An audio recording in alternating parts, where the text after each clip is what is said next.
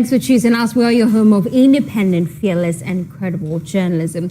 Well, this afternoon, the NPP is conducting final checks at the University of Ghana Stadium ahead of its National Delegates Conference, which is expected to host over 5,000 delegates. Security personnel from the Ghana Police Service and National Fire Service are combing every corner of the venue, mapping out strategies to ensure a safe and incident-free event.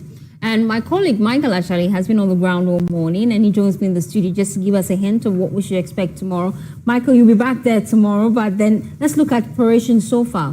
What have you been picking? Well, so right from if you know the Ponglo Junction, if you are walking in from the Ponglo Junction, on anywhere close to the University of Ghana's Sports Center or the stadium, what you definitely see are lots of flags with the NPP symbol, with some notable individuals within the NPP as well. So you will see that is what will welcome you, first of all, to the University of Ghana. This is exactly how you know that you're definitely going for the NPP National Delegates Conference. Again, when you walk into the building, one of the things that you see, which is not normal, are the number of barricades that the security intends to use. And a bit more, we'll talk about the security arrangement, what I saw exactly. So these are the things that will greet you, and then you see the level of preparation. When you get to the field itself, the sound system, which is one integral part of the system, we're expecting 5,500 individuals there.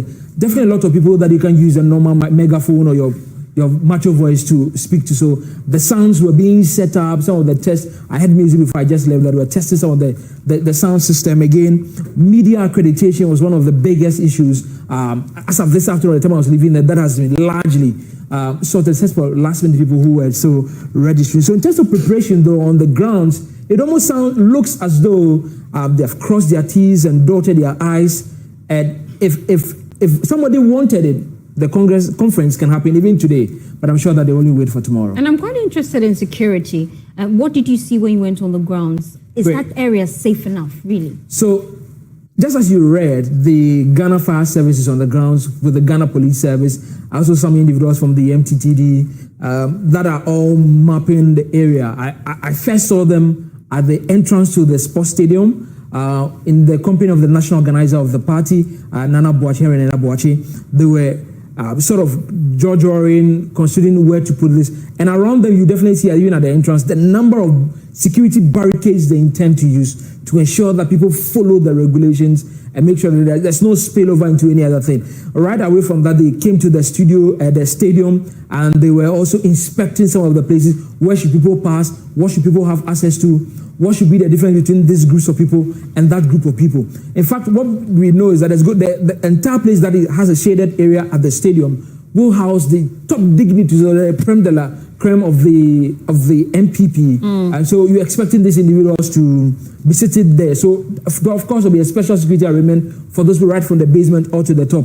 But those are some of the conversations that have been had that they haven't yet spoken to the media about. But I'm sure by tomorrow you definitely see that there didn't seem like any disagreement between the Ghana Police Service or the Fire Service and Nanabi and his entourage. It clearly looks like a good conversation that was going on from what I could observe. But quite a number of other things that are also happening. For a big place like this, definitely, given a number of people that will be coming out, trading definitely will happen. You're going to see people definitely who are going to position themselves to cash in the process. So that is something that you also see them. I will greet you just at the entrance, that the NPP paraphernalia and some of the items that they sell within the party. Certainly, there are lots of people who are also there to serve it. But if you see on the grounds, everybody was serious, moving in place, making sure that everything is in the exact position so that they can use them tomorrow. Crowd control is imperative, especially because tomorrow we have a lot of supporters just passing by, and we're looking at the traffic situation as well. But from what I see, if you tend to go to the University of Ghana, anywhere close to it,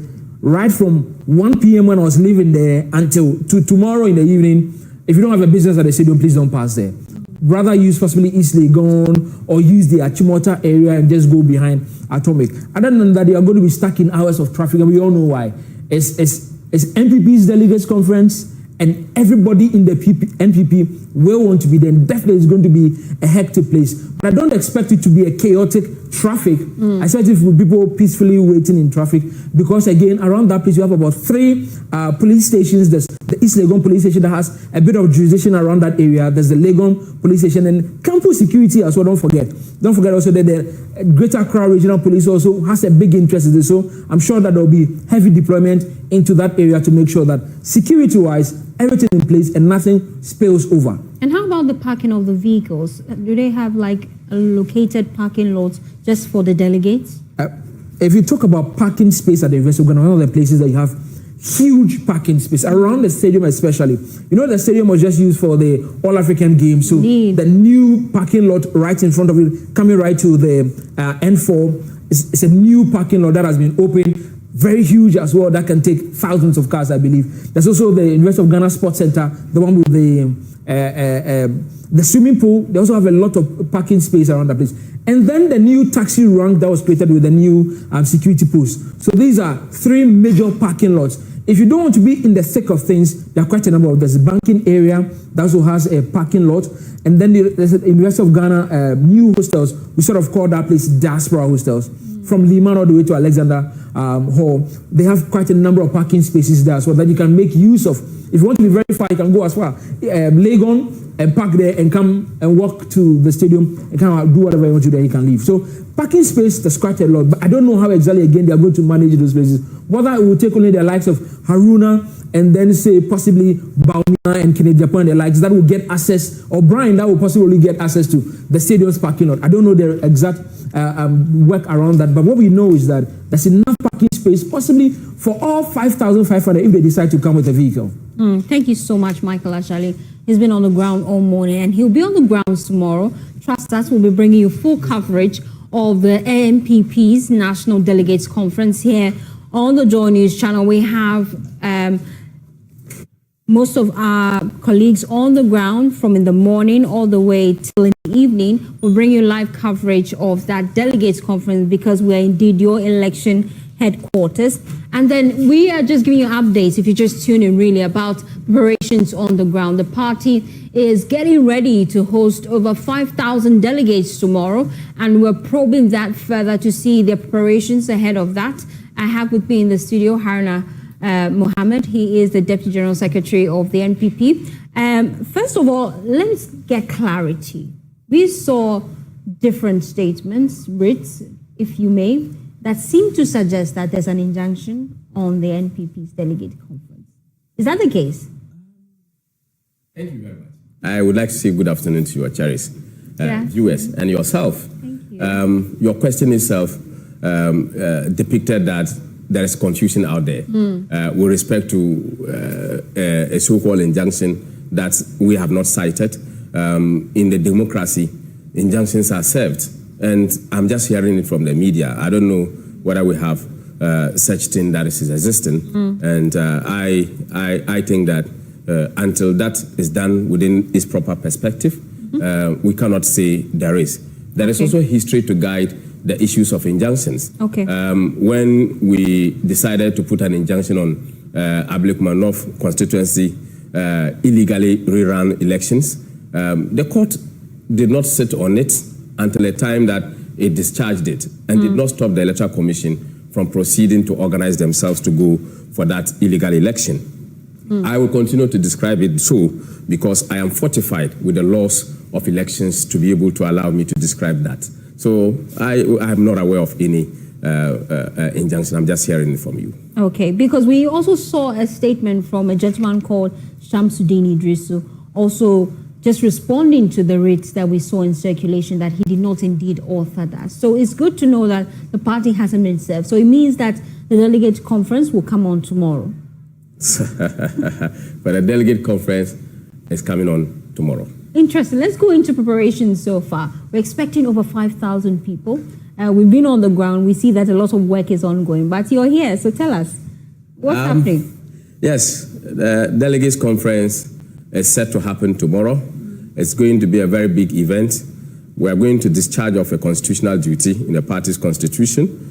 The delegates to the conference is properly situated in Article 10.2 of the party's constitution, and we have duly informed them. The northern part where I come from, they've started arriving, and accommodation arrangements has been done. All regional executives' accommodation arrangements also have been done. Accreditation has started. Media took the lead in terms of accrediting media to give us a very good coverage. We have good plans on the media outline where we have the media village and where we also provide a direct feed to all the media outlets. We also provide a lot of other media incentives that we have to provide to make sure that you get the right shot, the right reportage and everything that is happening. But let's stay with the media. I'm quite interested in security. Are we safe on that day? How many even media houses and personnel have been registered so far? I don't know the safety you're asking for because virtually if it comes safety, the MPP is the better place to get yourself safety. We are not born out of violence. We have never tagged ourselves as being the paramount chief of violence. And we think that media freedom was championed and built from us. And that is why we're able to repeal the criminal libel law to give much freedom to the media to operate. So you are very safe. You're very safe. Security very is solid tomorrow. We have over 200 security from the state. We also have our own internal security. Yesterday, the day before yesterday, we had the security meeting. The Greater Accra Regional Commander, DCOP Dut, was there with his men. The Divisional Commander for the airport area, who handles the University of Ghana, also was there. Tewia, ACP Tewia, he was there. Today, they came back. We had a very successful meeting, and our security committee, the security forces, including ambulance and fire service, and the university security, we had a very good meeting, and we went round to ensure that everything is correct. We ticked all the boxes except the D-Day box, and we assure you that it's going to be a good coordinated security arrangement, and your safety is very much. But is the police aware that you'll be using internal security as well? Yes, all these things have and you have their data. That way we are sure if there's everything. any issue, we can identify the individuals. Everything. But why not rely solely on state security? Yes, the state will provide you security, and your security is very important because that is why if you go into the constitution, you have your right and you have your responsibility. First of all, you must protect yourself before the security comes in to protect you. You don't go out and lie on the floor and put your properties in the floor and says that, oh, it will be protected because we have the state security to protect. First, find shelter for your properties. Then when there is a breakthrough, then the security will come in. Interesting. So let's talk about the sounds. You say that the media will have quality feed. So I'm sure that preparations are underway to ensure we have clear sound. But you must also take into consideration that because of the number of individuals you're expecting at the space, internet connectivity may be a challenge. How are you planning to deal with that? I think that the media and communication group headed by Richard Ahiagba has taken all these particular considerations, and he has committed himself to providing a very good media platform for our media houses. You know, we have done that before in Takoradi when we were doing the manifesto launch, and I believe that we had the very good fit. The media was given so much access in terms of information, in terms of coverage, in terms of the needed reportage that the media needed, and this is not going to be an exception. I'm quite interested in security because just a few weeks back at Blakemore North, we were bitten. So we want to be sure we are safe on the ground. These are two different things. At Blakemore North and our conference is different. Okay. At Blakemore North and our conference is different. And we are people who have never gone to conference and whip ourselves with horse whips. Unlike our counterparts in the NDC. Some time ago, they went to Kofridua. That was where Bezidin were whipped. Obera Samoa and Co. were whipped. Francis SCM, all of them, they were whipped with horse whips. So we are not known to that. It's not part of our history and our upbringing. And definitely, I don't see any security hitches on that in terms of insecurity among ourselves. Well, let's look at the guest list. You're expecting over 5,000 delegates. So far, how many have arrived? For now, the 5 northern regions, including the 3 Bono regions, they are much closer. They are far away, rather. So they have taken the lead. A number of them have arrived. Arrival was set for 12. I left there around 1. If I cross-check from the accommodation people, I'll be able to tell you with certainty so far those who have arrived. And I believe that for arrivals, we'll be able to give you the update. In terms of external branches, so far we had received about 140 as at yesterday for external branches, who are about 360, because per the Constitution we have 12 of them coming from each of the external branches. And if you multiply by 30, it should be giving you 360. So we have them. The other members are members that are residents in Accra, the Council of Elders, the Council of Patrons, the national officers of the party. We also have former general secretaries, former national chairmen, who are also part of that, members of parliament, who are also resident in Accra. We also have other members who are members of council, who are elected or selected from the various regions per the number of constituencies that you have, who are representatives to the National Council. When we come to the National Executive Committee, all of us inclusive, we're also resident in Accra. So these are the numbers that will be coming in. The huge numbers will be coming from the constituencies, where we have 17 from each constituency, depending upon the number of constituencies you have. In this case, Greater Kumasi, Ashanti region has 47, and they will have the huge numbers, and followed by Greater Accra, which has 34. And let's look at the big wigs that will be passing through tomorrow. We know that Kufuor has served notice that because of the challenges, he may not be there in person. But will other individuals in the party be present? Kufuor did not say because of challenges. He traveled. Okay. So traveling is not a challenge. It's just that he's not present.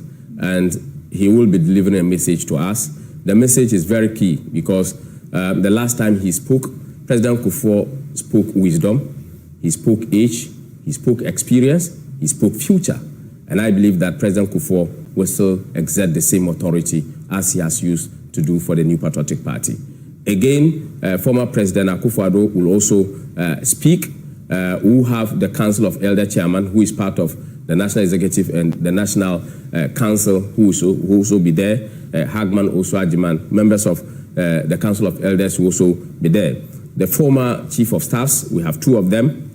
They will also be there. Those who have expressed to become flag bearers of the party will also be represented. Indeed, we have given them accreditation to be part. Those who contested and those who have also expressed themselves to contest. The principal will be 1, and then 4 other members is accredited to accompany them to the place where they will be given a very good arrangement in terms of seating and to have a very clear view of the conference. His Excellency, the Vice President, the former Vice President, Dr. Alhaji Mahmoud Bawumia, will also be there. The spouse will be there. And also, he was the flag bearer in the 2024 elections. And it's very important that some of these particular personalities will also be given the right to speeches, apart from the constitutional designated speeches by the General Secretary and the National Treasurer of our party. So a lot of big ways will be coming. Former ministers will be passing. So can India Japan be there? Yes, okay. He will be there. He contested and he has the hope to contest. So all of them, we have met them, we have had discussions on this particular conference, and I believe that all of them will pass through and the conference. As well as Brian and the Wells. So let me understand, with Kufuor's message, will he be joining via Zoom, or is it a pre-recorded message? Because he says you've sidelined him, really, the MPP. I resist the temptation to discuss Kufuor in the public. Okay. He's a key figure. He's a person that we cannot forget within the MPP. And I think that with his experience and his age, whatever differences that Kufuor has, I am too young to discuss President Kufuor in the public. I think that everything will be set and decided behind the scenes to get everything resolved, if any exists. But I do know that the respect for Kufuor, the force standing within the MPP is unmatched, and nobody will try to do anything that will damage the reputation of President Kufuor. So you'll be joining via Zoom? I certainly have to confirm that from the communication outfit, whether it is Zoom or recorded. And we're looking at security mainly. We've just been hearing from our reporters on the ground that they've seen individuals from the fire service there on the ground as well. Brief me on the arrangement to ensure crowd control for tomorrow. Yes, fire service will be there. I think that 2 tenders will be there. Ambulances will come with 5 ambulances within the entry point. They'll be coming with men in uniform. That has been discussed and designated. The police will be in black. Identification codes for police who are assigned on duty has also been discussed. Our internal security will also be wearing black Lacoste shirt, which is also being discussed. They will be coded. We will also have other security officers who are not in uniform. They will also be there. We have a way to identify them, which has also been decided by all of us. So for me, if I see a security person who is not in uniform, who is supposed to be there, I will know, because I am in a security meeting, that such persons should be known by some of us who are at the planning committee level. These are persons who will be taking intelligence, necessarily not to be in uniform, and these persons will have to help for the safety. But is that even safe for us, knowing that there are individuals among us that are in your security detail, but we can identify Myself them? and you, we have been safe, because even here, a security person can be employed in your company just because he needs information. I can decide to marry you as a security person, and you don't know. I'm looking for information. So it's very important. Really? So these individuals are from the NPP, or is from the state? From the state. Oh, I see. So national security. Certainly not national security. We have a lot of other security officers who are not national security, but they are operating without uniform. Okay, I just need clarity, because if they're from the state and they're not wearing their uniforms, then it must be that they may be with the national security. Not certainly national security. We have other uniform security officers, which because of the sensitive nature of the security matter, I don't want to disclose that. Oh, I see. Okay, and let's look at what key reforms that will be on the table tomorrow as you meet as a group. I would have wished to discuss the reforms here, but the discussion level has passed. Okay. And it is left with the decision level. So the decision will be taken at conference tomorrow. They are being put in 59 motions. Okay. We've passed the proposal stage, where we issue a statement for people to send in their proposal fulfilling Article 19A of the party's constitution, also putting them into motions and presenting before conference in the form of motions in Article 19B of the party's constitution is what we are going to execute now. I think that these motions, when decided, or those that will be accepted, those that will be rejected, will be publicized for the media to get to know. At this stage, my discussion of what is going to be discussed is immaterial, because it's inconsequential. It will not fit whatever that happens. I believe that it's better I discuss results with you rather than trying to preempt what is going to happen. Okay, but these 59 motions, can you just brief up some of the key provisions in this motion, just so that we have an idea what we're expecting tomorrow? You are trying to use the master key. Certainly. Just so we have an idea of what we should expect tomorrow. I wish I had the idea, but let's hope and see what happens tomorrow. Will Michael Quay's report also be deliberated on tomorrow? No, certainly not going to be on the table. Okay. It will not be on the table for conference. This conference is basically on amendment, and that amendment will take place after we have had the discussions on the motions. Conference will come to an end. Interesting, and we're looking forward to that. Here at the JoyNews channel, we'll be bringing you full coverage of the NPP's National Delegates Congress that is coming up tomorrow. One key concern that have come up from a lot of people is the new scare that there's indeed COVID-19 on the rise again. How do you ensure that health is taken care of, especially with the rise of Mpox cases as well? Well, though we are out of government, we experience COVID, we manage COVID as compared to other nationals in terms of other countries. Ghana was put on a high speed in terms of how we manage COVID, even though with the limited resources we're able to manage. The managers of COVID at that time were with us because we were in government at that time. The health committee is headed by Dr. Okuboy, who is spearheading together with Dr. Nsiasari to be able to get all the health professionals on board. We are having about 120 health professionals who will be working for us. We have also written to the University of Ghana Medical Center. They've given us a facility at the emergency ward.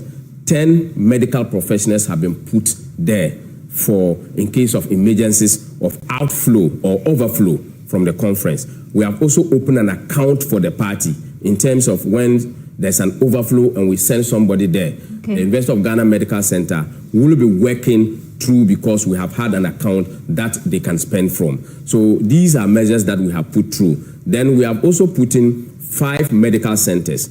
3 will be inside and 2 will be outside the stadium, so that when there is any medical emergency, over 80 medical professionals will be on standby. And this consists of nurses, doctors, and other service providers, including paramedics, who will also be looking at how to put the safety of our delegates in shape. And I'm sure that traffic control will be key for you tomorrow, because a lot of individuals will be using that stretch, and because of the number of people that you're expecting, there may be traffic. How do you plan to manage that? Yes, the Ghana Police Service has reported to us that the MTTD will be deployed on the streets between Oponglo and the stretch up to campus. We've also discussing with the security on campus to open up the other gate that leads to Noguchi, so that when you come in, you can use that aspect to go out without necessarily passing through or reversing. We are also discussing with the university to open the other gates that are at the other side of the university campus, so that people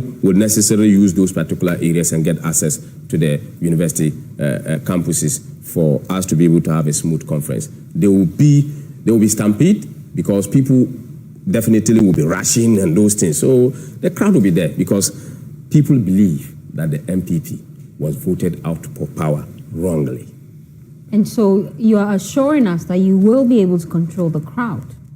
We would be able to do so with the security officers, because they have given us the assurance, they have been trained, and I believe that they will exert some particular authority to be able to get that done. And are we expecting other political parties? Yes, the other political parties will be expected. They've confirmed their participation to the conference. So far, we have, yes, the NDC have confirmed their participation. They will come. Very good. The last time they have their conference to elect their national chairman, I went to the conference. That was where I took them through a proper coalition system, redirected them as to how we'll be able to teach them, for them to incorporate a topic or a subject or a course in their faculties, how to collate results. It's unfortunate that they were not able to do that in 2024 because they did not come. But you saw that we were able to do it faster to allow Dr. Mahmoud Bawumia to concede defeat in the earliest of possible time. So we still urge them, when they can, we'll remind them, we have the expertise, we can train them, no matter how it is. They are a socialist party, but they have departed from the socialist platform because they have not been able to sustain the socialism. We are a center-right political party. We have maintained our form, and we have extended to even do more on social platforms. So just before I let you go, I want you to endorse our coverage for the Delegates Conference tomorrow. We will be live on the grounds as well as in the studio. Please look at our cameras and tell them where they ought to be watching tomorrow. Yes, I want to urge everybody. The conference will be happening live tomorrow at the University of Ghana Sports Stadium. Multimedia is one of the big platforms that carries news report. Delegate, and you are in your house, tune in to the multimedia, more especially Joy FM. Joy FM and JoyNews. Yes. Get the right report at the right time and with the right information.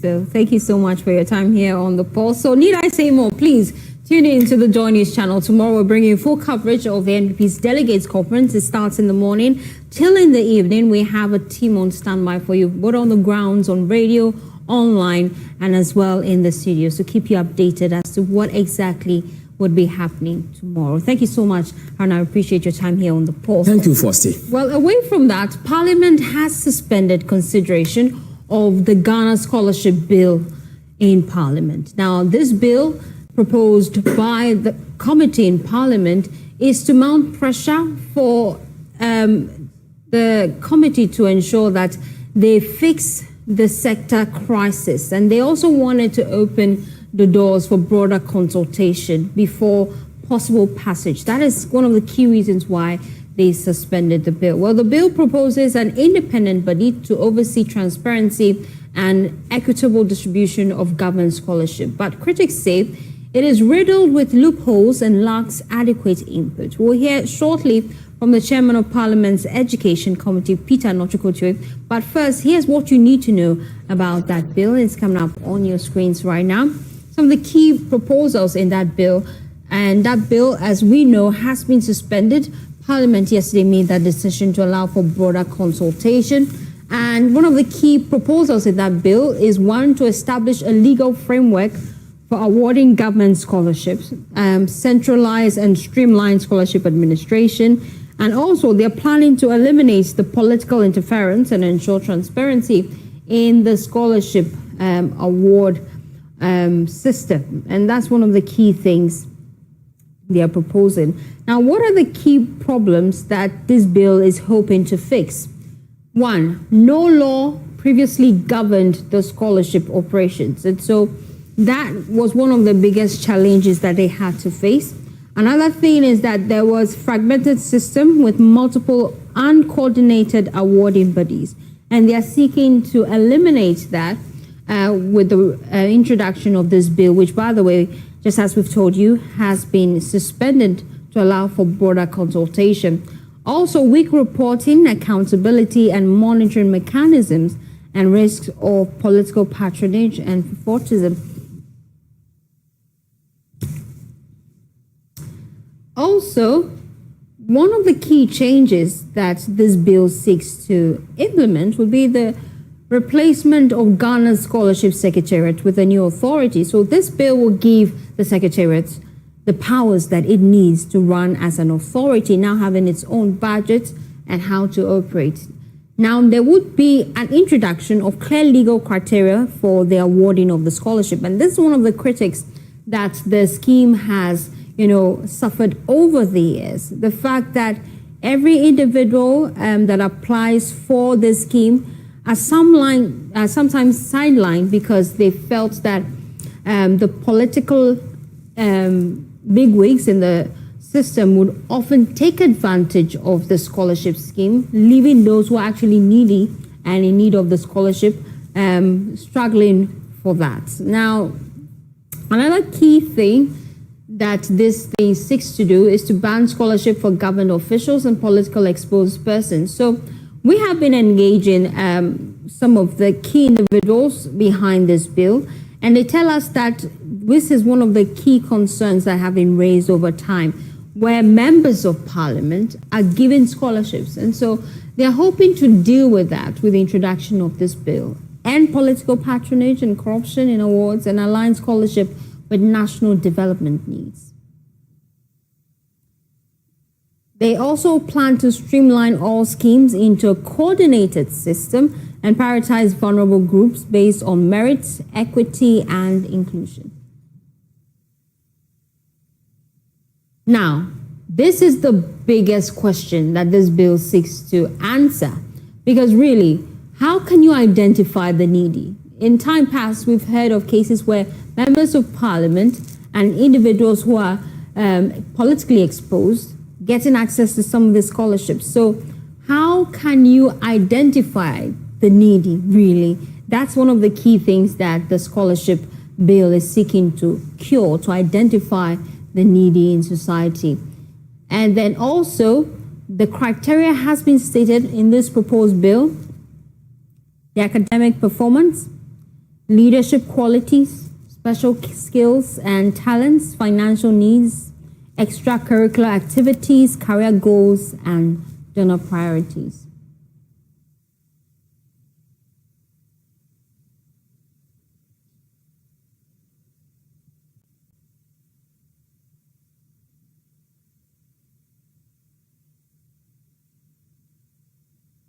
Well, I have been engaging Mr. Anochukwu. He spoke to me earlier to have an important conversation.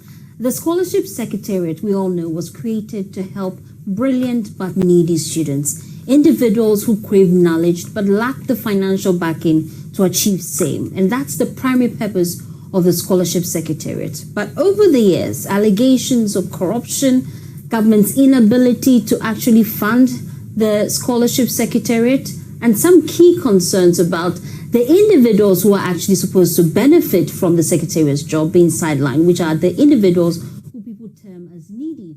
And so we're here in Parliament because government is seeking to do something new, to transform the Scholarship Secretariat into an authority. They are planning to streamline the process and help to ensure that the needy students actually get the help they need. But will this actual bill solve that challenge? That's the conversation we're here to have in Parliament. I have with me my guest, Peter Notukotu. He's one of the individuals pushing this in Parliament, and we appreciate your time here on the JoyNews channel. I just want to get an understanding. This bill seeks to make the Scholarship Secretariat an authority. And how is that going to solve the challenges in the scholarship sector? Yeah, the Scholarship Secretariat has a long history. At the time of independence, the founder of the nation, Sajifo Dr. Kwame Nkrumah, had a vision on a realization that there was the need to improve on the manpower resources of the country. That's at the time of independence and the First Republic in 1960. We needed engineers, we needed doctors, we needed the various categories of resources, that is human resources. So we established the Scholarship Secretariat under the office of the president. So scholarships were granted to civil servants and non-civil servants, the military, to go for studies abroad. That was largely the objective of the Scholarship Secretariat. So at first, it was not established just to meet the needs of the needy, but to improve upon the manpower requirement of the nation at the time. It has been there for over the years now. So it functioned as a secretariat, and there was a registrar in charge of the Scholarship Secretariat. Now, along the line, when we had the Northern Bursary, schools bursary, that was added to the functions of the Scholarship Secretariat.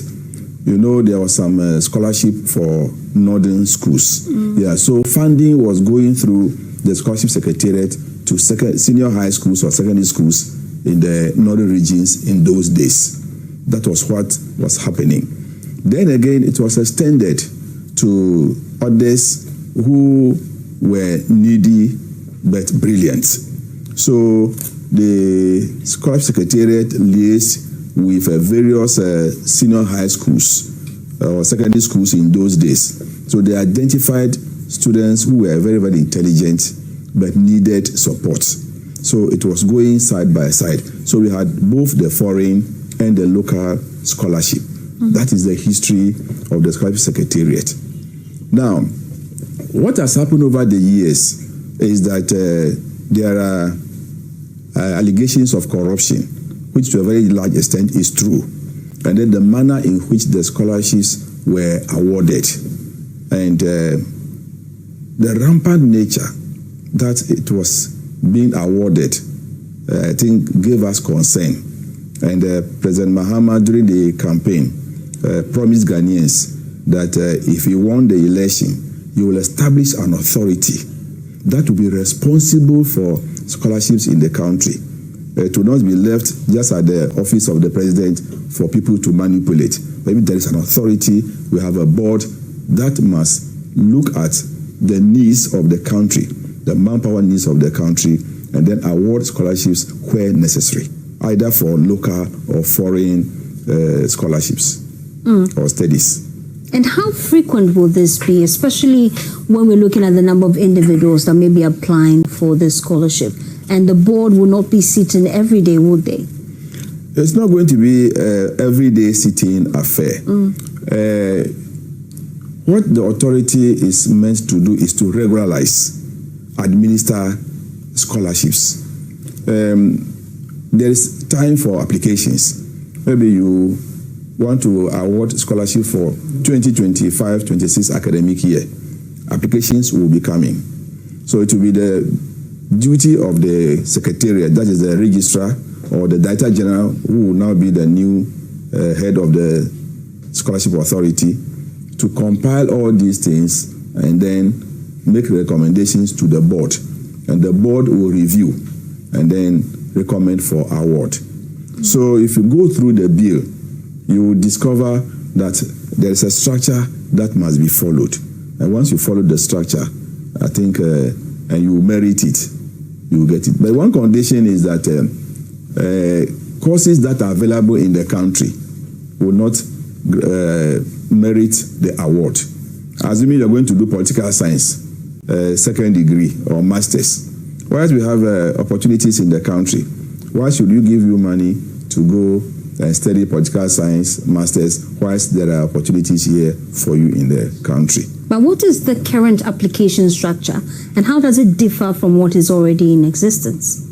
No, what is going to happen is that once you apply, there's going to be a database, and then they will publish everything about you, that Kofi Mensah, so and so and so, apply for scholarship to do so and so program. So on the website of the Scholarship Authority, you can go there frequently and check those who are applying for scholarship and those who have been awarded scholarship.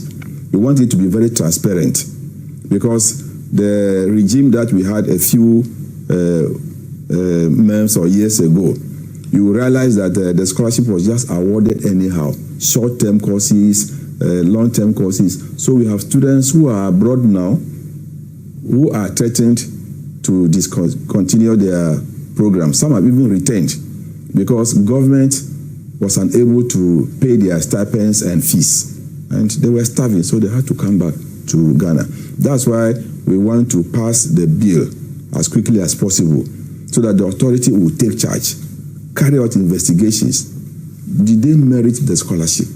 What was the motivation for those awards? So that they can make sure that those who actually merit it can continue with their programs. Because some have even just 3 months to finish their programs. But because of inability of the previous government to release money for their upkeep and fees, they had to return. And that is a big concern, really. Should this bill be passed, we're wondering how government plans to fund it to ensure that some of these incidences not reoccur now that the Secretariat is an authority. How do we plan to ensure we fulfill our commitment after awarding the scholarship? Yeah, that is why in the first place there's a need for a control. We don't just have to award foreign scholarships as if excuse me my language, kelewele, that we are sharing. You see it. That's why we are saying it's going to be on merit base and need base. So if you want to go and do maybe a course, and as I said, that course is available in all the universities in this country. Why do we spend public money on you for 3 years to go and then do that master program? You see, so we can give you local scholarship to do it here. So we're going to look at the criteria very well as contained in the bill, so that if the program is available in the country, you will not be given the scholarship. If it's not available, then you can be offered the scholarship to go and study it and come back. Yeah, so the bill, when passed, will be followed by what we call a legislative instrument that will spell out the criteria, how you can qualify, what you need to do before you can be given the scholarship. Yeah, so yeah, I want to say something. I just wanted to find out, but how will you identify the needy?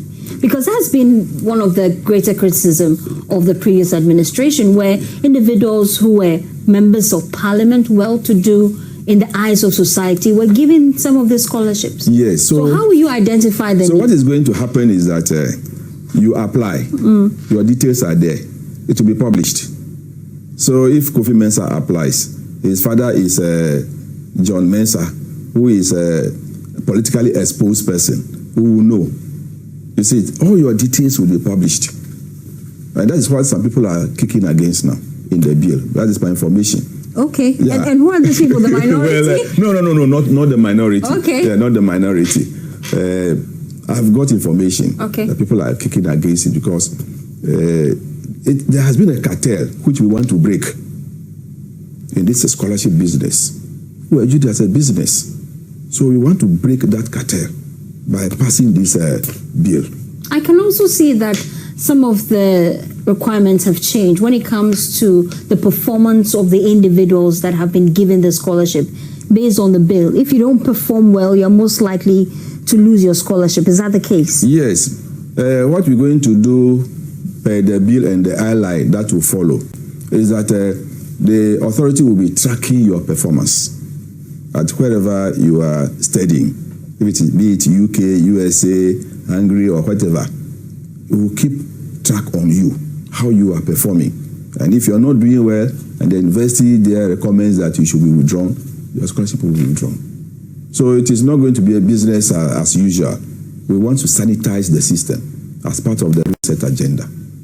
So if you are fortunate and you obtain the scholarship, make sure that you go and you must study within the time limit. If it is for 2 years, make sure that you finish within 2 years. Don't go and defer the course thinking that a scholarship secretariat will re-award a scholarship to you. That one will not encourage it. What then is the fate of individuals who probably, as a result of the previous administration, lost their ability to complete their program because government could not fulfill its obligation financially? Oh, their cases will be taken on merit basis. That's why we want to pass. So they may have to reapply? Not necessarily. What we want to do, or what will be done, is that once the bill is passed and the authority in place, they're going to take care of all those things. Currently, we owe about what we are owing. But why award contracts when you don't have the money to pay? That is the question. Why even award a scholarship in the first place? That's the question everybody is asking. If you knew money was not available, why did you award the scholarships? So people call you, my ward was ejected from the residents in UK, USA. What is the committee doing about it? That is not the role of the committee. We can only talk. But the government at the time did not make the budgetary allocation for the number of students that were given the scholarship. And that created the mess. And for us to cure the mess, this is one way we can do so. We have to streamline the award system and make sure that if you merit it, you get it. Let me tell you a story, a recent one. I was at a WAEC award program with the Minister for Education, Honorable Haruna Idrisu. So as the students were being called, one guy was called. He was the best in visual arts. And all other students who came and introduced them, they were reading BSc, BA, you say it, at the various universities. But he was doing a certificate course, that guy. So when we inquired, the parents told us that they did not have the money to enable him do a degree program or a first degree program. Yeah, so a company had to volunteer that day that they were going to take care of his degree program in whichever university in the country he would like to attend. Do you see? So that is the real need or a needy students. So all those things will be taken into consideration. You will not just apply and no investigations will be done about you, and then so that these party sponsored programs, at least you come, you merit it, you are given. Once you are Ghanaian, you qualify for it. But how can we be sure that there will not be politicization of this new process, especially because we know that individuals will lobby? Yeah, if you know President Mahama very well, he will tell you that whoever merits for an award should be given. Do you see? Because if you look at the memorandum accompanying the bill, that is what the cabinet is saying. That as much as possible, the system must be sanitized. We should reset everything about scholarship secretariat or award of scholarships and make sure that those who merit it should get it. I think that should be the focus. Once we are moving forward, we should not be thinking about what happened yesterday, whether that will influence the decision today. We must start it before, if there's any challenge, I think we can also resolve it. Yeah. So I can assure you that it is going to be on merit and need base. And I'm wondering, what would be the merit, really? If I'm a Ghanaian and I want to apply for it, what would be the criteria? How will you tell that I'm indeed needy? If as a journalist I want to get government scholarship, do I fall within the needy criteria? Or that's why I said earlier that assuming you are going to do a program that is in the country, which we can give you a scholarship to do locally. Okay. Do you see it? So instead of a foreign scholarship, we can advise you take the course in the country, and then we'll pay a scholarship. Secretary can give you the scholarship locally to do it. Okay. Do you see it? So you don't need to go and stay in UK or US, wherever, for 2 years doing the program that is available in our universities in the country here. Is there a cut-off grade you're looking out for? We have not come to that. That will be in the LI. Okay. Yeah. You know, when you pass the bill into an act, there's a provision which says that within so and so period, the minister must come with regulations guiding the operations of the act. So the minister has promised us that within 3-6 months, the ILI must be ready for approval by Parliament. And I'm wondering, what specific budget allocation are you proposing when it comes to the bill that you're about to pass? For a bill of this nature, we have funds of the authority. Okay. And as part of the funds, Cabinet has proposed monies approved by Parliament. So it is not going to be under the Ministry of Education. The President has directed that the School Secretariat should be an authority or an agency under the Ministry of Education, so that there will be a minister responsible for it. So the Education Minister will oversee the authority? Exactly. So there will be budgetary allocation for the authority to be approved by Parliament. Then also, they propose that up to 2% of the total oil revenue should also be part of resources available for the scholarship authority. Then there also be a percentage from the Ghana Education Trust Fund. So when we are passing the formula, or we are approving the formula for GET Fund, there should be a provision for scholarship authority in the GET Fund formula. And then we are also expecting that there are a number of agencies or companies that can also contribute funds towards the scholarship award system in the country, then such as donations, gifts, and other sources of revenue that will be available to the authority.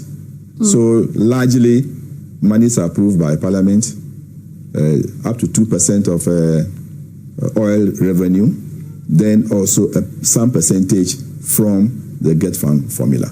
Annually, will there be a quota as to the number of individuals who can apply and who would be awarded the scholarship?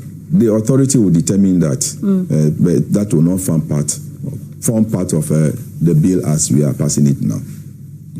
And I'm wondering, the implementation of this, it will require a lot of strict monitoring to ensure that the authority fulfills its mandate. And how do you plan to ensure this is done? Yes, there's going to be a collaboration. If you go to clause 30, there's that provision over there. And then clause 31, there's going to be a collaboration and a monitoring system of all scholarships that are awarded. And even scholarships awarded by other agencies, like GET Fund, like Ghana Gas, or GNPC, or NPA, whichever group or public institution that awards scholarship. The scholarship authority will have to monitor them and make sure that it is done in the interest of Ghana, so that those who actually benefit are those who really require or need or meet the requirements for the award. So there's going to be a database for all the scholarships that will be awarded in the country. GNPC will tap into that. NPA, if they have, they will tap into it. GET Fund will tap into it. So scholarship authority is going to regulate all these bodies to make sure that they go by the criteria that will be set by the authority. Interesting. Let's look at clause 29 of the scholarship bill that you're proposing. Now, when it comes to the cancellation of scholarships, you say here that a scholarship awarded is to be cancelled for poor academic performance, which we have already discussed. But then I'm seeing here non-disclosure, misrepresentation, or falsification of information based on which the scholarship was awarded. Expatiate on that for me. Yes, we have observed that people are on multiple scholarship in this country. Somebody is on Get Fund, and then is also on JMPC scholarship or disassembly scholarship. So we have observed those things. There are reports on that. So as I was saying, that there's going to be a database. So any scholarship issued by GMPC will have to feed the scholarship authority with that information. So it is there. Get Fund will also feed scholarship authority with that information. So if it is discovered that you have this multiple scholarship, then you lose both, because you will be entitled to only one. So again, if you give wrong information about yourself, that will also lead to cancellation of the scholarship. That means you have misrepresented yourself. I hope you have gotten it. Yes. And I'm also looking at another clause here when it comes to miscellaneous provisions, clause 30. You say that there's going to be collaboration with other relevant bodies. Under the clause, the authority is required to, in the performance of the function under the bill, collaborate with relevant bodies. Then clause 31, when it comes to deals with refusals or beneficiary or scholarship to return to the country after completion of the program of study. Is it the case that after I have taken aid from the scholarship authority, for example, should the bill be passed, after my program, I am demanded to come back to the country, even though there's a job opportunity outside the country which I could leverage on? Yes, by the conditions of award of scholarship. On completion of your course, you have to return to your country. That is the fundamental condition. However, in some cases, the applicant or the beneficiary may need some practical attachment after the program. That one, it will have to be granted by the scholarship secretariat. So the first thing is you must return to Ghana. Even if there's a job opportunity outside the country? You see, you are trained to provide manpower in your country. But assuming you go and do a course that there's no employment for you in the country, that is not what we want to encourage. Do you see it? But be it as you are saying, assuming you go for a course and then immediately there's no employment for you, you must apply to the authority for exemption of return. I know people who have been doing that. So maybe you went for a second degree program and there's opportunity for you to do a third degree, that is PhD. You see, you can write to the scholarship secretariat for exemption. Then they will give you authority to remain there and finish your program. You may go to a university there and they will need your service maybe for a year after graduating. They can apply to scholarship secretariat or authority on your behalf that we want Mr. So and so to do a 1-year program or attachment at the university or this industry. That one will have to be arranged with the authority. But on your own, the condition is that when you finish, return home. But when you return home and there is no ready job, especially when the market is choked, would that be a prudent decision? Yes, the issue is that you return as a first condition. Okay. Do you say it? As a first condition, fulfill that one. If you fulfill that one and you are not employed, then you have a case.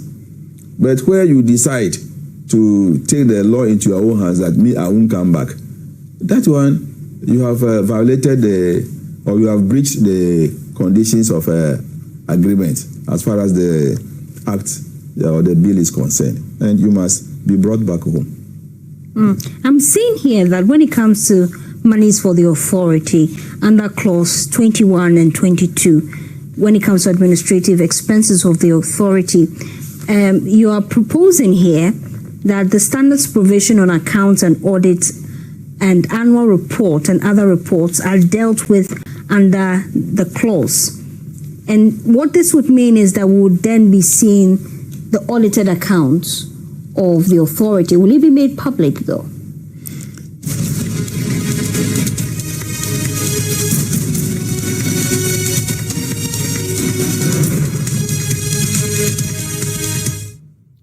The full interview with the Chairman of Parliament's Education Committee is on our social media platforms, JoyNews on TV. You can go and watch it. But right now, I'm taking you live to the presidency, where government spokesperson Felix Kwakye-Ofosu is addressing the media on issues regarding the National Cathedral. Let's listen in. $8 million so far. There is actually an additional outstanding payment of $39 million due the contractor. Now, when added up, this brings the total costs incurred so far for the whole that sits at the site of the project to $97 million. Also, due to the lopsided nature of the contract, additional costs continue to accrue daily, despite the cessation of work on the project since March 2023. Now, I want to take you through some of the findings contained in the audit reports, because there are those who have claimed that this audit report in question exonerates some persons. Now, let me touch on discrepancies in consultancy fees paid to Sir David Ajayi and Associates Limited. The audit report reveals that there were troubling discrepancies in consultancy fees paid to Sir David Ajayi and Associates Limited for the mobilization and design of the National Cathedral of Ghana.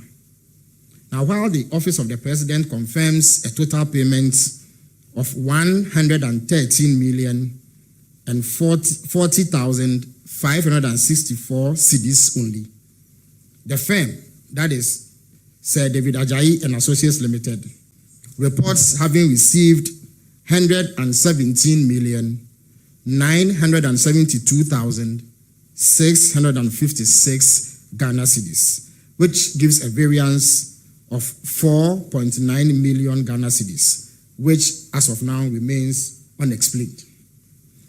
Payment records show that 87,938,750 cedis was paid by the Ministry of Finance between 26 September 2018 and 25 November 2019. Subsequently, the Office of the President made two payments. One, which was 29,664,845.29 Ghana cedis on 19 February 2021, and another 369,060 Ghana cedis on 5th March 2021, bringing the presidency's total contribution to 30,033,906 Ghana cedis. Combined, these payments amount to 117,972,656 Ghana cedis received by the firm. Variations in contract amounts with Rebadi JV. The formal executed agreement with Rebadi JV puts the contract sum at 261,965,660 million US dollars, which is exclusive of taxes and levies, quotes a contract sum of 268,500,000 US dollars. While interim payment certificates or IPCs submitted for payment estimates the final contract value at 283,230,489 US dollars. These inconsistent figures spanning from the legally binding agreement to the reported progress and payment claims, point to a lack of coherence and clarity in the contract administration and project cost control. Now, differences in payments and outstanding amounts owed to the Nehemiah Group. The audit also draws attention to notable discrepancies in the financial transactions between the government of Ghana and the Nehemiah Group, a consultant on the National Cathedral project. According to the Office of the President, a total of $4,281,702.59 has been paid to the Nehemiah Group. However, the Nehemiah Group confirms receiving $4,341,702.59, indicating a difference of $60,000 that remains unaccounted for. More concerning is the wide variation in the amounts both parties claim are outstanding. While the Office of the President indicates an outstanding balance of $1,851,528, the Nehemiah Group states that only $155,616.23 remains unpaid, a difference of nearly $1.7 million. These inconsistencies point to significant lapses in contract and payment reconciliation processes, and they call for immediate investigation to uphold transparency and fiscal responsibility. Procurement irregularities and discrepancies in contract sums in relation to Sir David Ajayi and Associates. The audit report also uncovers serious procurement irregularities in the engagement of Sir David Ajayi and Associates Limited as lead consultant for the National Cathedral project. Between 26 September 2018 and 7 June 2019, a total of 15,738,750 Ghana cedis was paid to Sir David Ajayi well before the formal agreement was signed on 20th August 2019. This payment also preceded the approval of the contract sum of 5,850,000 Ghana cedis by the Public Procurement Authority, raising red flags about non-compliance with established procurement protocols. Furthermore, the appointment of the firm was done through sole sourcing, a method that demands strict justification and prior approval under Ghana's procurement laws. These actions represent a clear breach of procurement procedures as outlined in Section 41 and 2 of the Public Procurement Act 2003, Act 663, as amended by Act 914, and raise serious concerns about transparency, value for money, and adherence to due process in the award and execution of public contracts. Further concerns arise from the audit findings regarding the contract with Sir David Ajayi and Associates Limited for the National Cathedral project. First, portions of the total contract value, specifically the mobilization fee of $1.5 million and a use aftercare component of $1,187,500 were included in the payment schedule, but lack any detailed breakdown or explanation for their composition, raising questions about the basis and justification for these sums. Moreover, there is a discrepancy of $861,000 in the mobilization fee figures. While the Office of the President confirms a payment of only $89,000, a letter from Sir David Ajayi and Associates dated 13th August 2020 states that $950,000 was received as mobilization, a gap that requires urgent clarification. Additionally, David Ajayi is reported to have undertaken extra work estimated at $12,430,221 under variation orders 1, 2, and 3, covering major design changes, including a 350-seater restaurant, a museum extension, and a Bible museum. However, these additions were not captured in the original signed contract, indicating a failure to formally regularize significant scope changes before making payments regarding these additions. Questionable payments and overlapping roles involving the Nehemiah Group and associates. The audit exposes troubling findings concerning the contractual relationship with the Nehemiah Group, represented by Mr. Karisamis and other associated entities. The agreement between the National Cathedral Secretariat and the Nehemiah Group, initially signed for a one-year term beginning 9th March 2020, was subject to renewal on agreements of the parties. The renewal was never done. Despite this, payments of the Nehemiah Group continued, amounting to $523,521, a clear violation of contract governance protocols. Furthermore, the Nehemiah Group confirmed receiving $110,630.56 for organizing fundraising events in Houston and New York, all in the United States, purportedly aimed at securing support from external investors. Strangely, these events yielded no tangible results in terms of donations or investment, raising serious concerns about the prudence of this expenditure and the absence of performance-based accountability. Even more troubling is the overlap in responsibilities and associated costs between the Nehemiah Group and Kwakye-Ofosu, a subcontractor. Although the Nehemiah Group was assigned coordination and oversight roles during phase 1 of the project, Kwakye-Ofosu was separately contracted for the same project management and coordination services at a cost of $592,500. This figure represents approximately 87% of the total $675,000 paid to the Nehemiah Group over the same period, indicating a clear case of paying two entities for the same work where it was unclear which of them was actually doing the work and which was taking government money for free.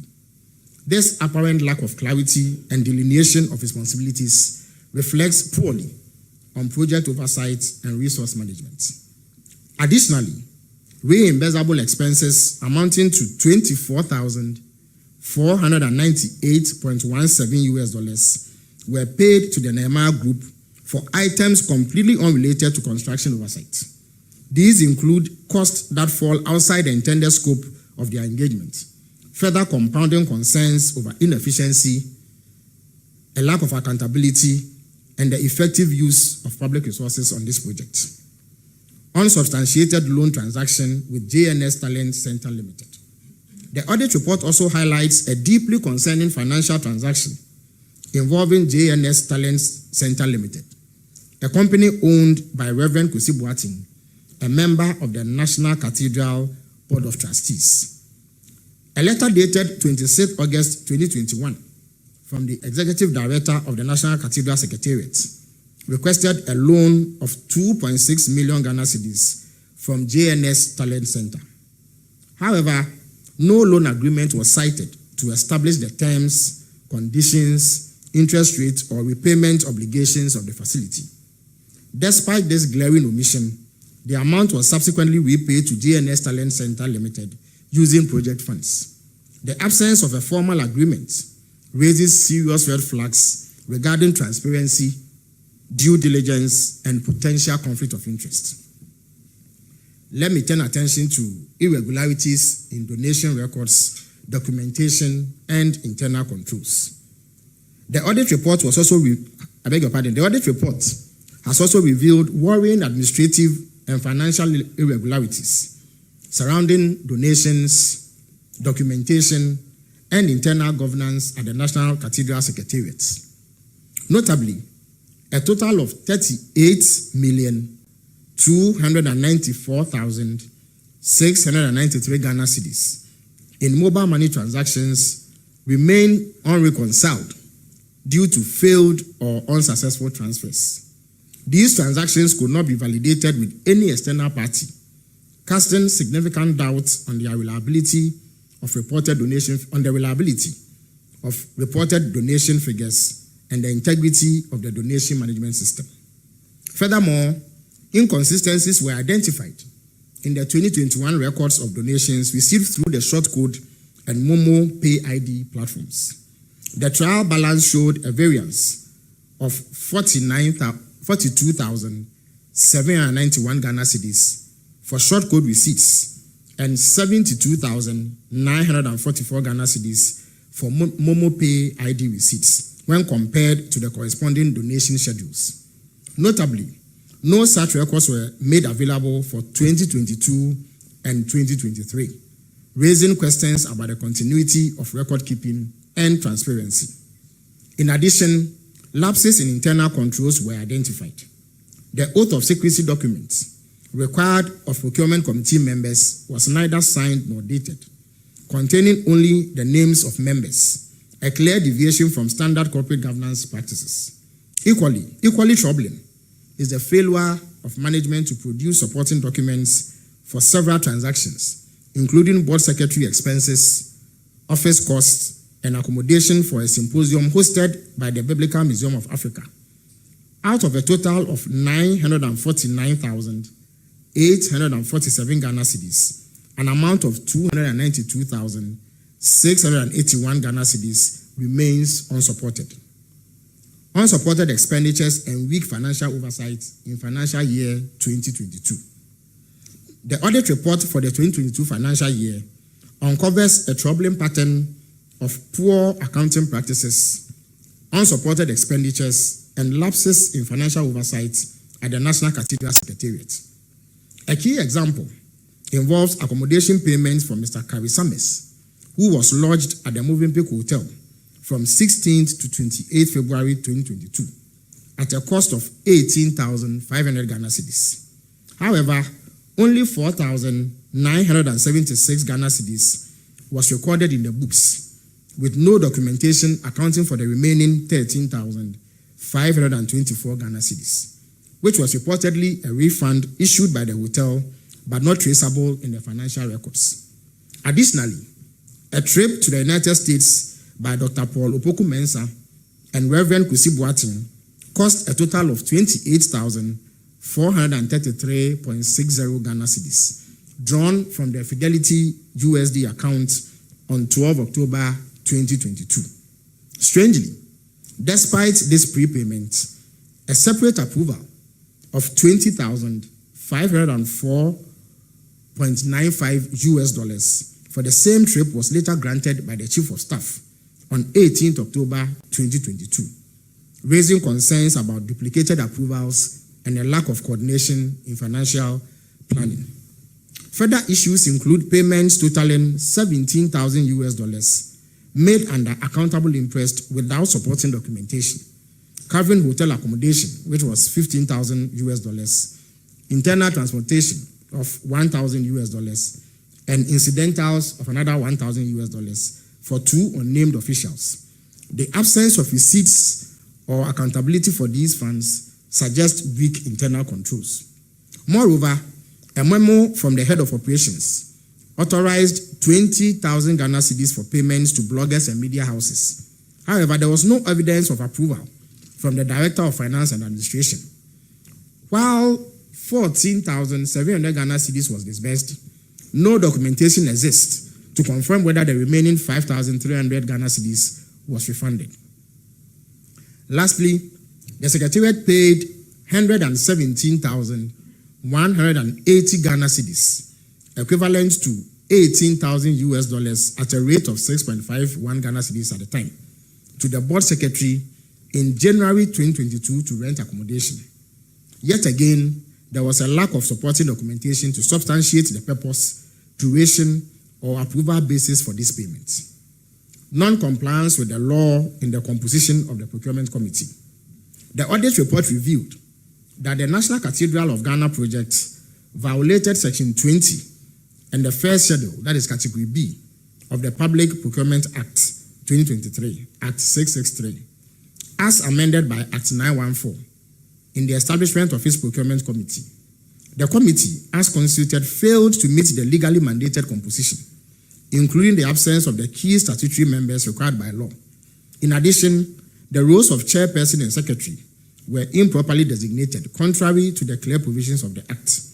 This non-compliance undermines the legitimacy of documentation of procurement decisions taken by the committee and raises serious questions about the integrity and legality of the procurement processes executed under its authority. Now, in view of the above, which rock the very foundation of the project and the work of the secretariat and raise serious questions about the use of public funds, President John Dramani Mahama has directed that the following steps be taken. 1. The National Cathedral Secretariat, which used to operate from here at the presidency, stands dissolved as of 1st May 2025. Now, the National Cathedral Ghana was registered as limited by guarantee. In view of that, the Attorney General has been directed to take legal steps to ensure the dissolution of the Board of Trustees. And we expect that to be done in the coming days. Now, 3, the President has ordered that in the interest of transparency and accountability, the Deloitte and Touche audit reports will be published immediately after this briefing. So we will share copies with you, media men present, and we'll also put it out on various portals and social media handles so that the public can access it and review the contents for themselves and see whether the claims that some individuals have been exonerated is borne out by the contents of the report. Now, despite the damning findings contained in the Deloitte audit report, it does not cover the full scope of operations of the National Cathedral Secretariat and the project itself. The Auditor General has therefore been requested to commission a forensic audit into the National Cathedral project and the activities of the Secretariat. Full steps to ensure the termination of the contract to prevent further costs and losses to the state. As I indicated, because of how lopsided the contract is, even as the contractor has ceased work at the site from March 2023 to date, he still continues to accrue payments. And we find that this will impose significant costs on the state. And therefore, President Mahama has ordered the Attorney General to take legal steps to terminate this lopsided contract so that we save on cost that will accrue to the state. Now, after the forensic report, after the forensic audit, decisive action will be taken regarding any impropriety determined and the future of the project itself. I must indicate that the National Cathedral project is one of the many cases being investigated under the oral initiative. And once the forensic audit findings become available, they will add onto the body of evidence that will be looked into. And based on the determination that is made in terms of any act of impropriety, persons responsible will be held accountable. Now, I thank you for your attention. I would at this stage take questions that you may have concerning what I have just presented or any matter relating to the National Cathedral. Thank you very much.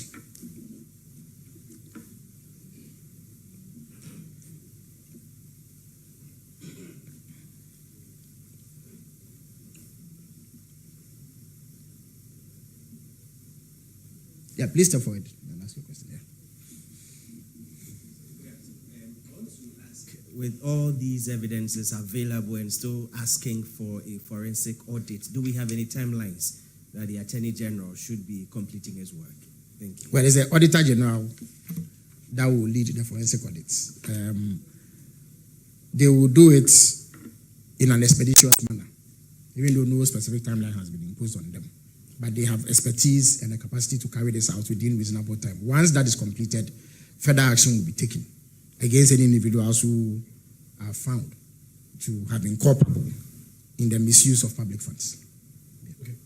My name is Maxwell Agoba. I work with JoyFM and JoyNews. My question is about the future of the project. In recent times, we've seen publications that the National Cathedral will be converted into a National Cultural Convention Center. I want to get clarification on this. Is it a decision the government has taken or not? Absolutely not. President Mahama has not taken any such decision. What it is that the 24-hour Secretariat received a proposal from an entity regarding what they believe the site can be used for. But no such decision has been taken by President Mahama on the subject. And as I indicated, once the forensic audit comes in and all the matters at play are clearly understood, a firm decision will be taken on the future of that site.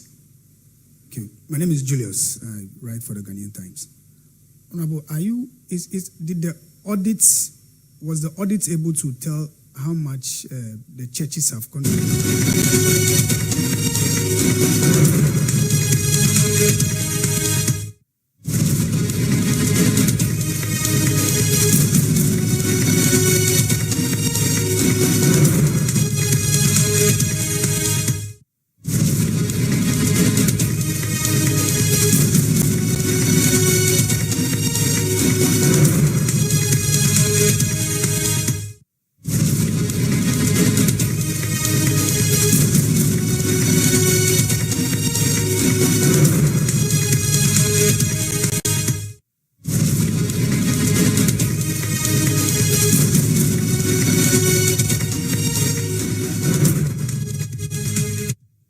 Government spokesperson there, you heard Felix Kwakye-Ofosu just giving us updates on government's next line of action when it comes to the controversial National Cathedral project.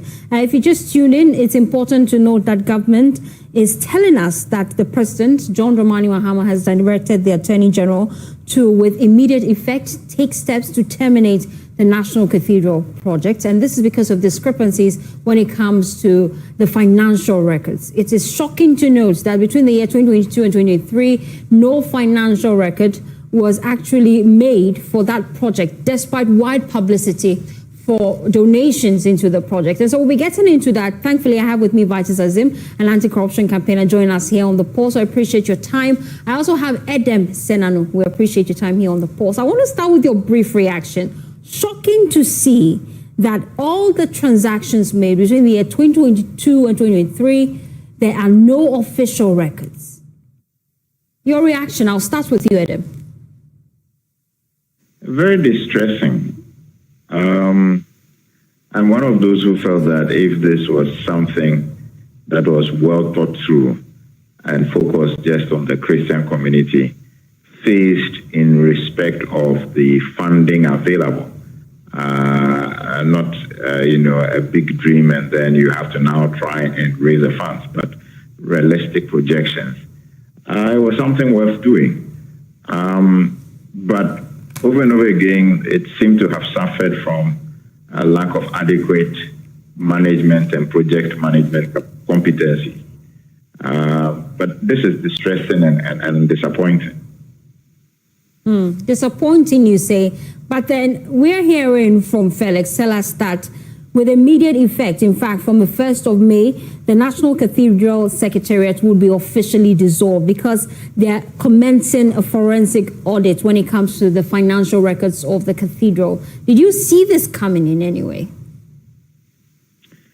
No, except that, we've been a bit concerned that these are individuals who apparently are still drawing remuneration in spite of the fact that the project has come to a stall. And I've been told that this remuneration actually went fund.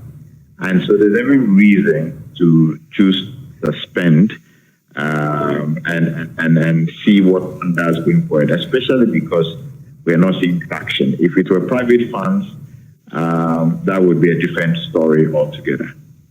Let me bring in Vitus Azim at this point just to get his brief reaction. We're hearing from government shocking details about the financial records of the National Cathedral that we all championed. Your reaction? Well, I don't think that the details are shocking because this was expected. We started talking about this thing as far back as, I think, 2023. And some of the board members resigned. So it's like it was taking us things as usual. And they were doing it because it was the baby of the government in power. So they didn't care. Whatever they did, nobody was, they thought that there was not going to be a change and no one was going to do anything to them. So even if it's shocking, it's not surprising because these things were already observed. And that's why some people had resigned and there were also calls for others to resign. But I'm surprised that the Secretariat was at the presidency and it has taken quite some time for them to dissolve the Secretariat. They should have at least suspended them. Are they saying that they're continuing to pay them from January to date? If that's the case, I think that there's a problem there. They said they're dissolving it from the 1st of May. Yes, but that's still... Because it's at the presidency and it's on the nose of the president. And so it's not like you would have forgotten that this thing exists. And especially the noise that the Ghanaians made on it, even the NDC opposition also talked a lot about it. So it should have been one of the key things. Because you just see a deep hole and you continue to pay people, they like the other things in respect of the secretary. I think that was not the right thing to have happened. We're hearing from Felix today. Just tell us that if there are any acts of impropriety based on the Attorney General's investigations, that individuals will be made to pay the price. I want to wrap up the conversation with both you and Adam Senanu. Just 2 minutes each. Tell me your thoughts on this. What should be the way forward? Some people are saying that because the government has already spent money on this, it should go ahead. But I think that it should be used for something that will benefit the country, the majority of Ghanaians, more than just the cathedral. Because we have several cathedrals and churches, even in Accra. So from the very beginning, someone said we didn't need an additional cathedral. There are places for official functions, religious functions, and there's no need for this thing. So maybe we should look at it and see what else it can be used for and direct the funds towards that. And Adam, what do you think? Should the National Cathedral still stand? Or should we reconsider the purpose of that whole structure? Well, I always felt that the original conceptualization suffered from being maybe a little bit grandiose. You probably want, even if you want to do anything, scale it down. Whatever, break it, phase, realistic phases so you can finish one part, make it functional. So let's use a demand-driven approach to assess what would Ghanaians at this point be interested in patronizing, and from that perspective, come down with something that would actually be acceptable, would be functional, and as people are using it, it can generate the funds for other phases and other things to be done. I think a whole review of the conceptualization and what really we want to achieve is necessary if we're going to move forward. Okay. Thank you so much, Adam Senanu, anti-corruption campaigner, as well as Vitus Azim, an anti-corruption campaigner, for joining us here on The Pulse. You're still watching The Pulse. We're taking this quick breather. When we return, I have a special guest in the studio for you. Please stay tuned. Thanks for staying with us here on The Pulse. Now, to that interview I promised you, women play a vital role in production, processing, and everyday operations of key sectors like the mining, cocoa, oil and gas, you name it. Yet, marginalization, abuse, and unfair treatment remain a troubling reality for many of them across Ghana. From unequal pay to lack of representation, limited information, and legal knowledge. The challenges are deep, but so is a fight for justice. That's where Women in Law and Development in Africa, WALDAF Ghana, steps in. Through their Power of Voices, PVP, Fair for All project, funded by Netherlands Ministry of Foreign Affairs, through Oxfam in Ghana, WALDAF Ghana is advocating for women's rights and pushing for systemic change. As part of their efforts, WALDAF Ghana has put together a documentary capturing the impact, stories, struggles, and strength of women across Ghana. resource sectors. The documentary will be airing here on the JoyNews channel on July 21, 2025 at 8:30 p.m. But of course, there's more to the piece which you must know about, and that's why we have representatives from Wildlife Ghana in the studio to tell us more about the projects that they're working on and what have been captured so far, and just to get their thoughts and on that. We appreciate your time in the studio. On my far left, I have with me Esther Na Ankra. She is board member for Wildlife Ghana. We appreciate your time here on the Pulse. I also have with me Bilal Malam Sani. He is the Monitoring, Evaluation, Research, Learning Manager at the organization. We appreciate your time here on the Pulse. I'll start with you, Esther, because it's women empowerment. No, I'm coming to you first. Yes, please. And I'll also find out from Bilal why exactly I'm seeing a man in the studio when we're talking about women empowerment. But I'll start with you. What exactly is Wildlife all about? Okay, so I would say a very good afternoon or evening to your viewers. Yes, so Wildlife is a Pan-African organization which was put together by women to see to the gender inequality in women. And so we work through the law. We use the law as a tool based to get these women into whatever we are doing. So virtually, Wildlife is a Pan-African organization. Yes, so I think in short.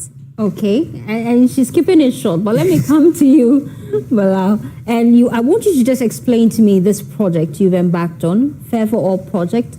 What exactly is it seeking to achieve, and how long is it for? Really? Okay, so thank you very much. So the Fair for All project is a project that has been designed by Oxfam in Quebec through Oxfam in Ghana, but it was funded by the Netherlands Ministry of Foreign Affairs.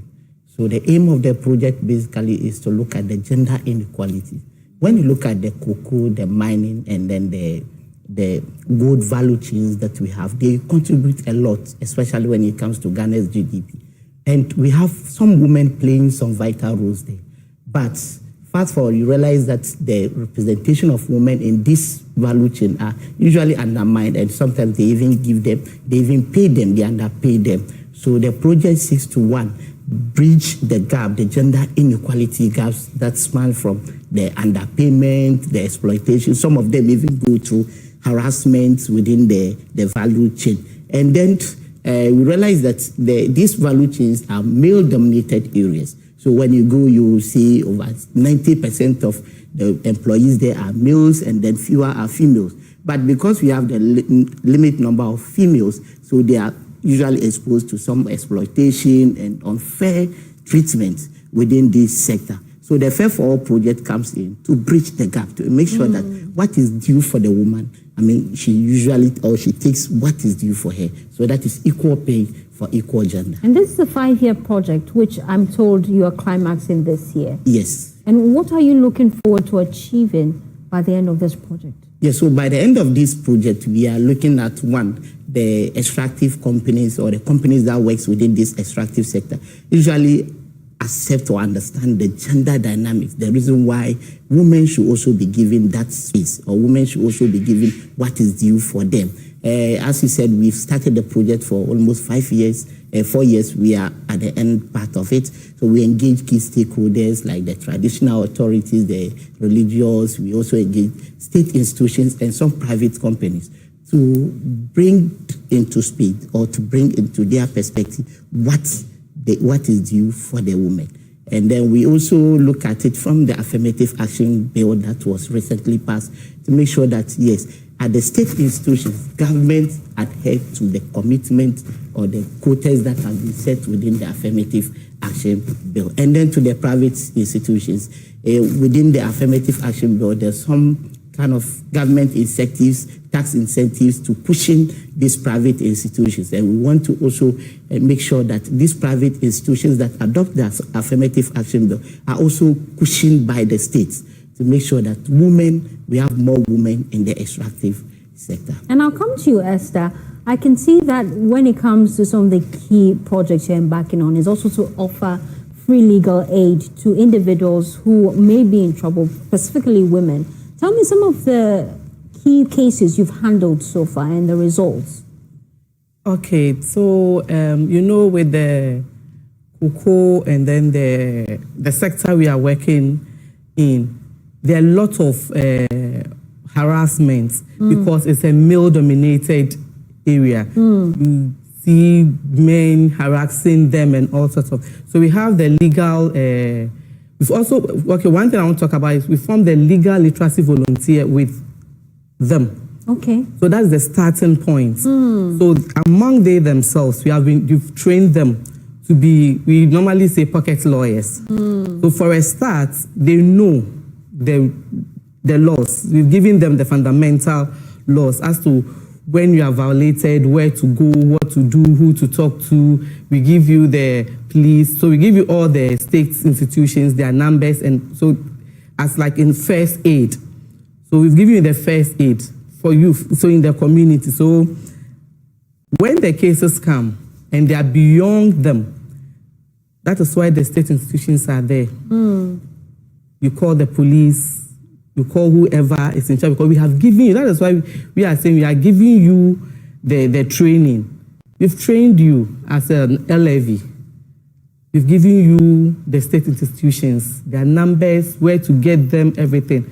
So when there's any sexual harassment, they themselves as women know where to go first. So you see, we want you to own whatever we are doing.